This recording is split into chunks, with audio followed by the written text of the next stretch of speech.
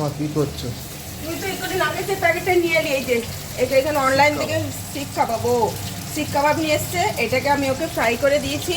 আর এটা বিকেলে এটা কাবাবের তো তরকারি করবো, যেমনি মালাই টালাই করে সেইভাবে করব। এটা বিকেলের জন্য ওকে ফ্রাই করে দিয়েছি, এই যে সাজিয়ে দিয়েছি। ও এখন বসে বসে স্ন্যাক্স খাবে।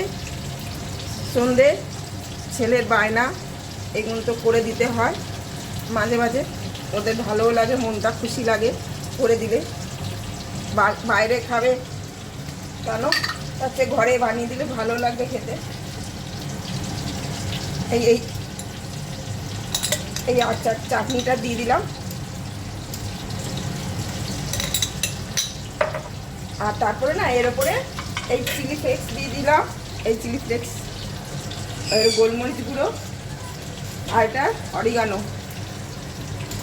চল এই স্ন্যাক্সটা খা, সন্ধ্যে স্ন্যাক্স খাবে ছেলের বায়না। টাটা।